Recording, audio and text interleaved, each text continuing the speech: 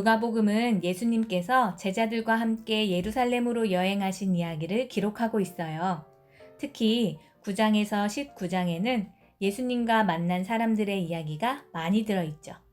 마르다와 마리아가 예수님을 대접한 것도, 바리새인과 서기관들에게 탕자의 비유를 말씀하신 것도, 삭개오를 만나신 것도 모두 누가복음에만 나와 있는 이야기예요.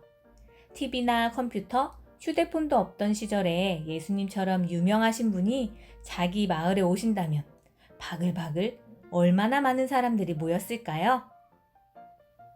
그런데 오늘 본문을 보면 예수님을 만나고 싶어도 만나러 갈 수 없었던 사람들의 이야기가 나와요. 바로 나병에 걸린 사람들이었는데요. 당시에는 나병과 같이 피부에 병이 생긴 사람들은 마을 밖에서 살아야만 했어요. 혹시나 마을 사람들이 나병에 걸린 사람들 근처에 가게 되면 나병 걸린 사람들은 이렇게 외쳐야 했죠. 부정하다! 부정하다! 자신이 나병에 걸렸으니 가까이 오지 말라는 신호를 스스로 알려야만 했던 거예요. 몸이 아픈 사람들의 마음까지도 아프게 만드는 규칙이었죠. 그런데요, 오늘 나병에 걸린 사람들이 예수님을 만나게 돼요.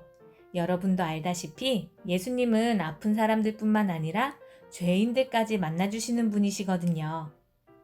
나병에 걸린 사람 10명은 예수님이 자신들의 마을에 오신다는 이야기를 들었어요. 예수님을 만나게 되자 나병 환자들은 감히 예수님께는 다가가지 못하고 멀리서 소리쳤죠.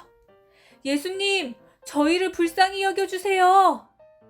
몇 번이나 소리를 질렀을까요? 예수님께서는 보통 사람들을 만난 뒤에 그들의 이야기를 들어주시고 몸에 손을 대거나 말씀으로 병을 고쳐주셨는데요.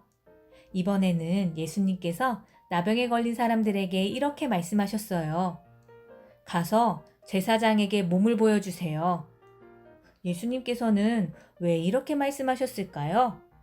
그건 10명의 사람들이 무엇을 중요하게 여기고 어떤 선택을 하는지 보고 싶으셔서 그러셨던 것 같아요. 10명의 사람들은 제사장에게 가는 길에 자신의 몸과 서로의 몸을 보다가 깜짝 놀랐어요. 자신들의 몸이 치료되었기 때문이에요. 사람들은 제사장에게 빨리 가고 싶었을 거예요. 제사장에게 가서 치료된 몸을 확인받으면 보고 싶은 가족이 있는 곳, 마을 안으로 들어갈 수 있거든요.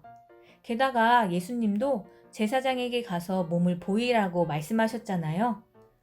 10명의 사람들 중 9명은 치료를 확인받기 위해서 제사장에게 달려갔어요. 그런데 한 사람은 다시 거꾸로 예수님에게로 돌아갔어요. 예수님께서 제사장에게 가라고 말씀하셨지만 그 말씀의 의미를 생각한 거죠.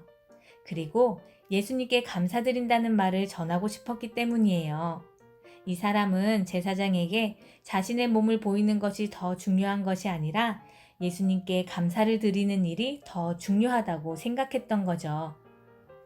예수님께서는 돌아와서 감사하다고 말하는 한 사람에게 말씀하셨어요. 당신의 믿음이 당신을 구원하였습니다. 예수님은 한 사람의 감사하는 마음을 하나님께 영광 돌리는 일이라고 말해요. 그리고 그 사람에게 구원을 선포해 주시죠. 여러분, 우리의 삶은 하나님의 은혜로 이루어졌어요. 많은 사람들은 이 모든 은혜를 하나님께서 베푸셨다는 걸 알면서도 하나님께 감사드리지 않죠. 하지만 우리는 우리에게 주신 것들을 생각하면서 하나님께 감사하고 하나님을 찬양하면 좋겠어요. 그럴 때 하나님께서는 영광을 받으시고 우리에게 믿음으로 구원받았다고 말씀해 주실 거예요.